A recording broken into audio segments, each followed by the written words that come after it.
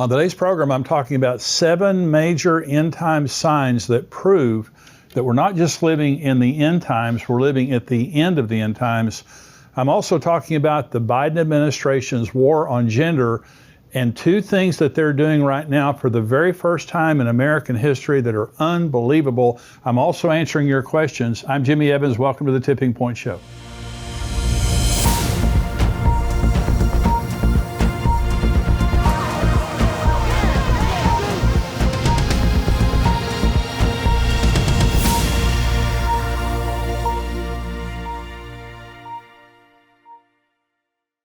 Welcome to the show today. I want to, first of all, just encourage you to subscribe to my channel if you're watching this on YouTube and like it. So the more you do that, the more people see this and the more people are able to get these messages and get the encouragement from them. But thank you for joining me today.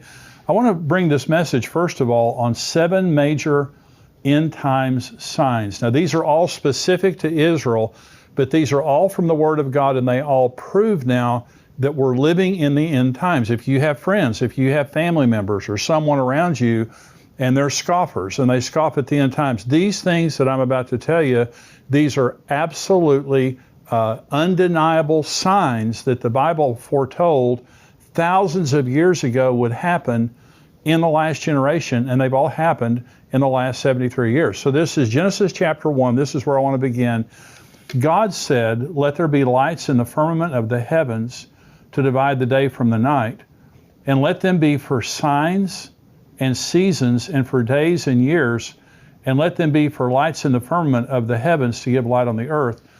And it was so. So God created the lights in the heavens, and he said, let these be for signs and for seasons. Well, the word sign in the Hebrew is the word oath, and it means a signal, a banner, something that's showing you, like a sign on the highway. You're going down the highway, and the signs on the highway tell you where you're going and how far away you are. That's exactly what signs do related to the end times. The word season is the Hebrew word moed. It means feast, like the Feast of Israel. It also means an appointed time or a sacred season. So God is telling us now in the stars, from the very beginning in Genesis 1, when God created the heavens and the lights in the firmament, he said, I'm doing this to show the people on the earth signs and also special seasons, sacred seasons, the Feast of Israel. So understand this, from the very beginning, God established a universal method of communicating to mankind about important things that were happening and would happen in history, especially regarding Israel. And understand this, these are universal. So when Jesus was born the first time, when he came to the earth the first time, there was a star that led the wise men to Bethlehem. Now the world, it was there for all the world to see. I mean, it wasn't just there for the wise men, everybody could see it. But people didn't care, or they weren't watching for it. And so the entire earth is being warned by God right now in this generation from signs in the sun, moon, and stars. This is Jesus in Luke 21 regarding the end times.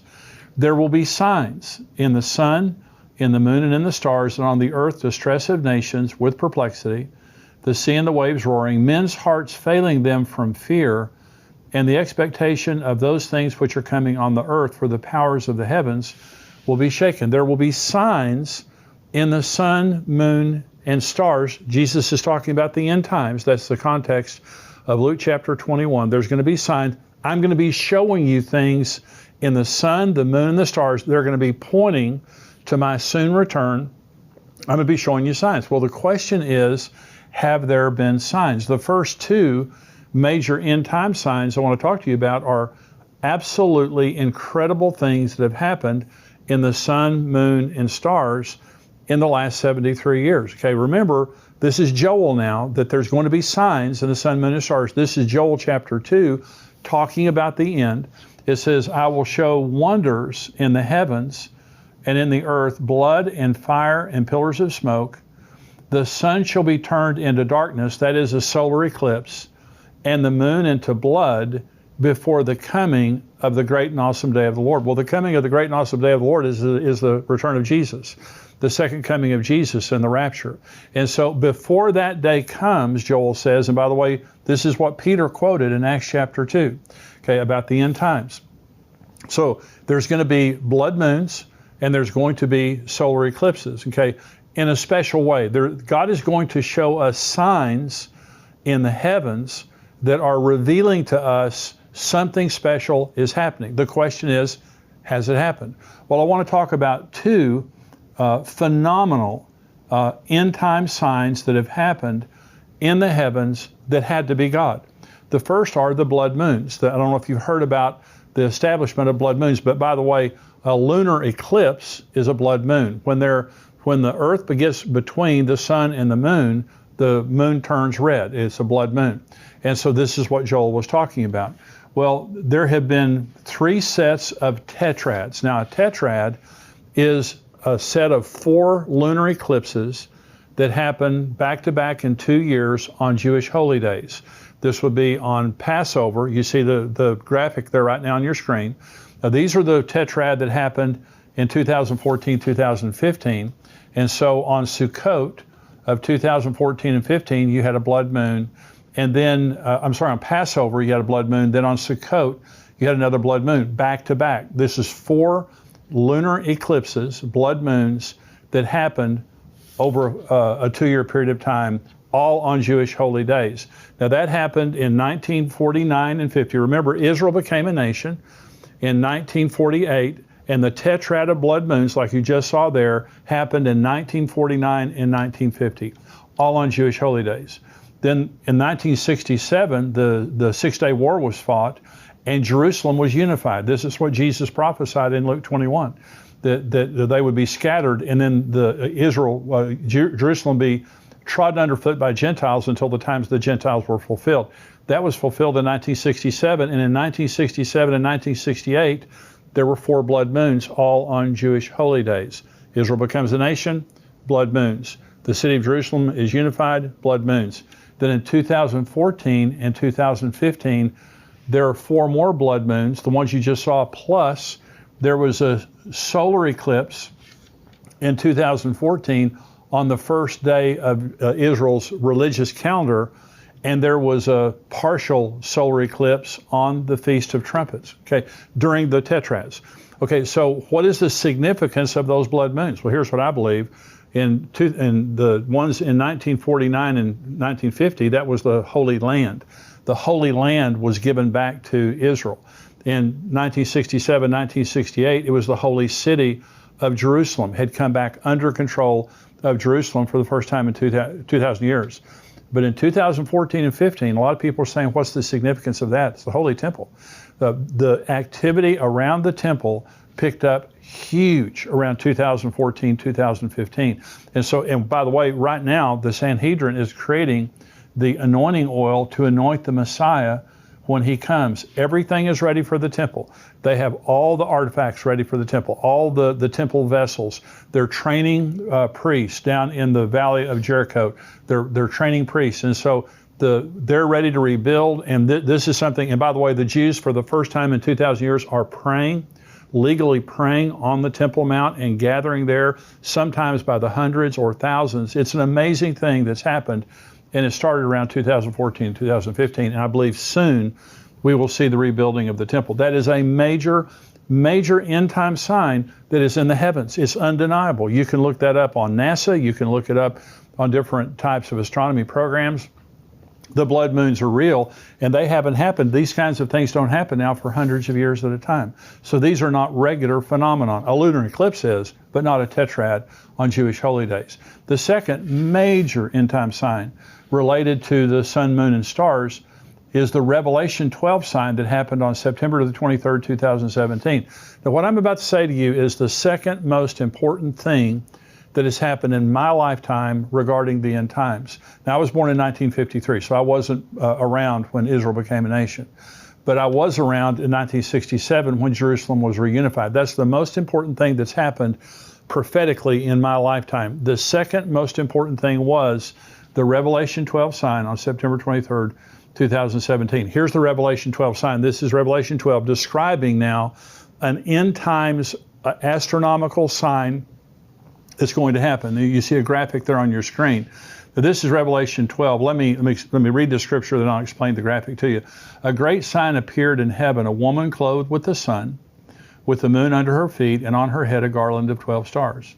Then being with child, she cried out in labor and in pain to give birth. And another sign appeared in heaven. Behold, a great fiery red dragon, having 7 heads and 10 horns, and 7 diadems on his heads.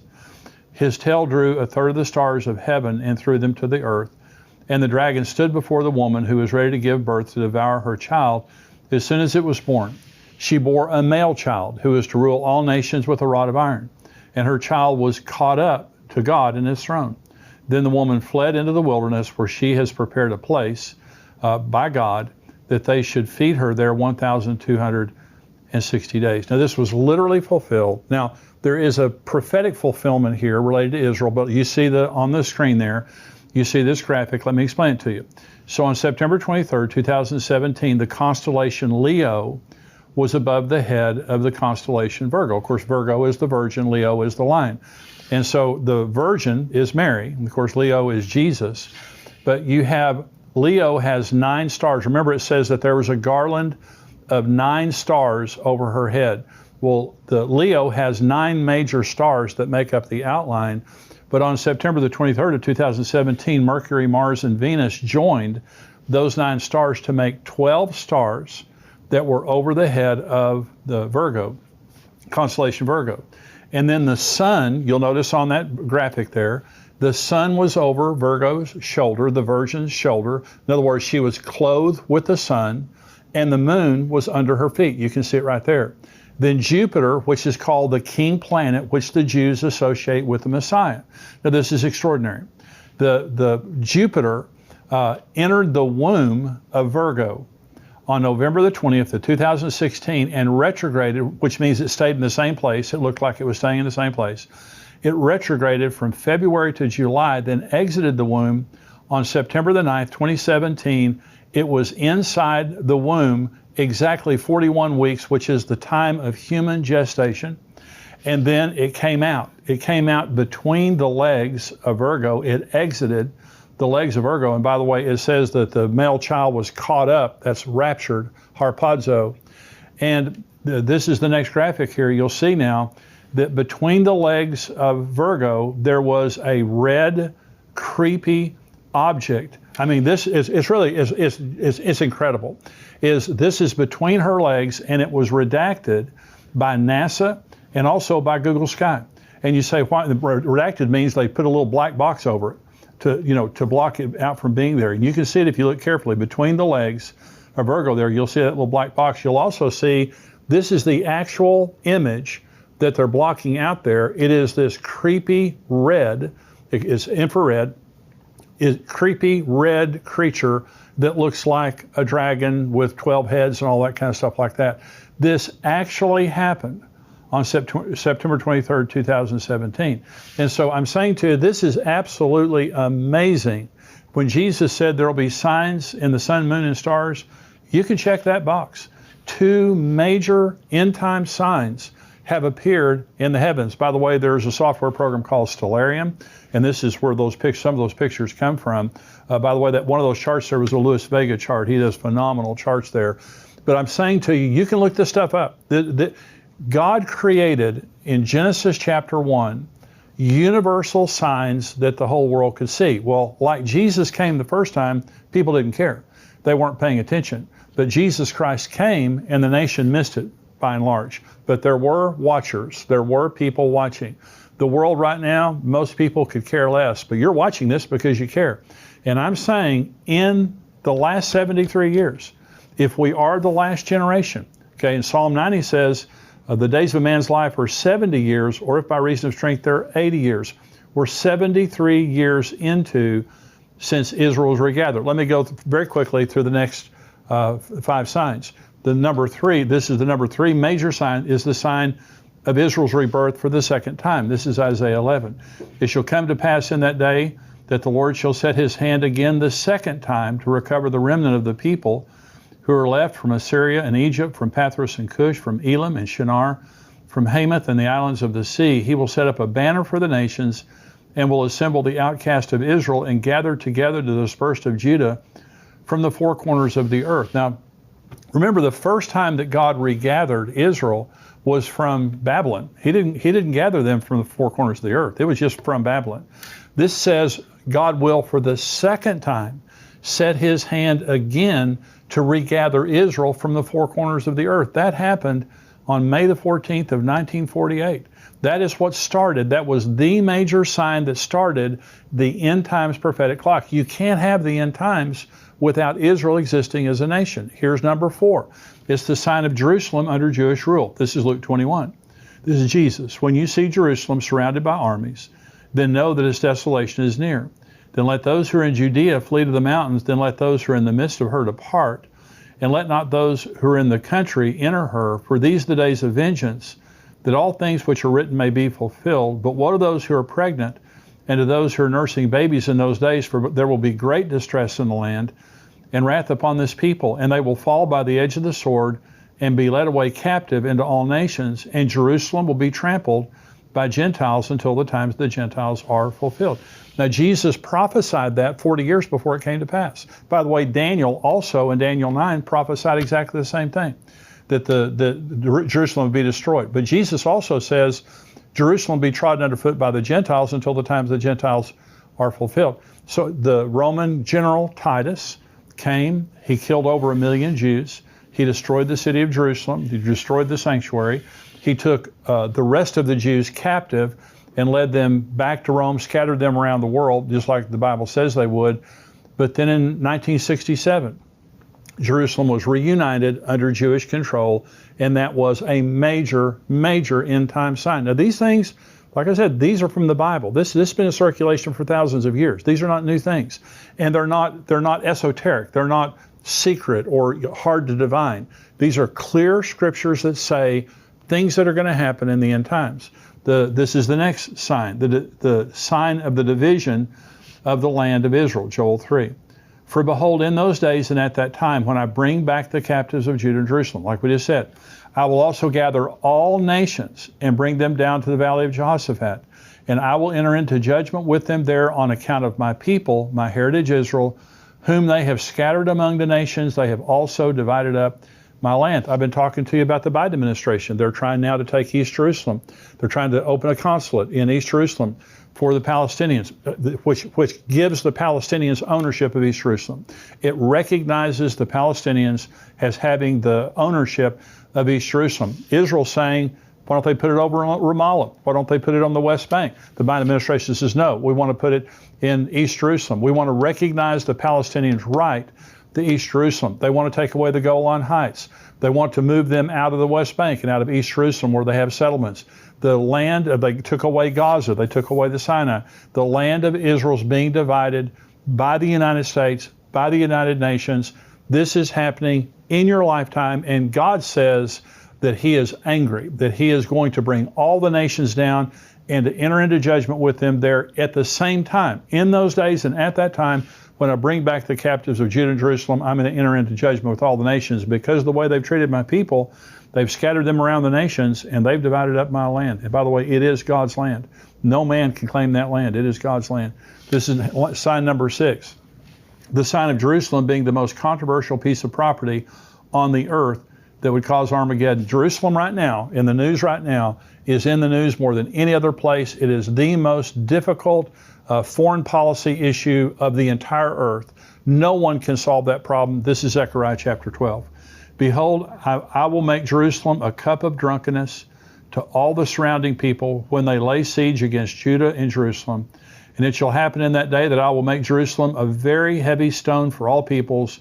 All who would heave it away will surely be cut in pieces, though all the nations of the earth are gathered against it. The last scene of human history is the entire earth coming against Jerusalem. And during the Obama administration, the United Nations was trying to impose a two-state solution on Israel. Impose means they're going to militarily impose. They're going to force Israel to give up East Jerusalem.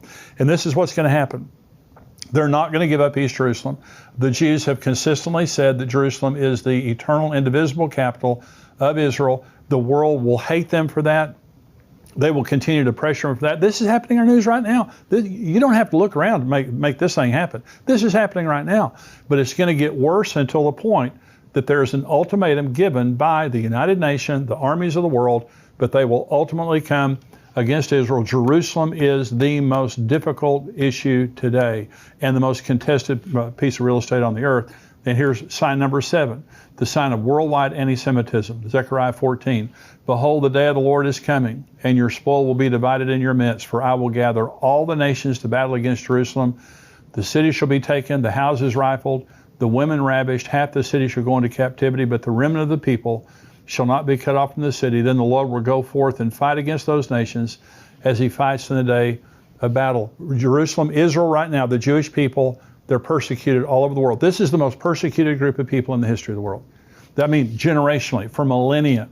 Right now in France, tremendous anti-Semitism in France, Germany, the EU in general, also in the United States, college campuses, many cities around America, there is increasing anti-Semitism. This is a major sign of the end times. So I've just told you about 7 major signs that have already happened. These aren't things that are going to happen. These things are already happened. And I said at the beginning of this teaching, I'm not just saying that we're living in the end times. I'm saying we're living at the end of the end times.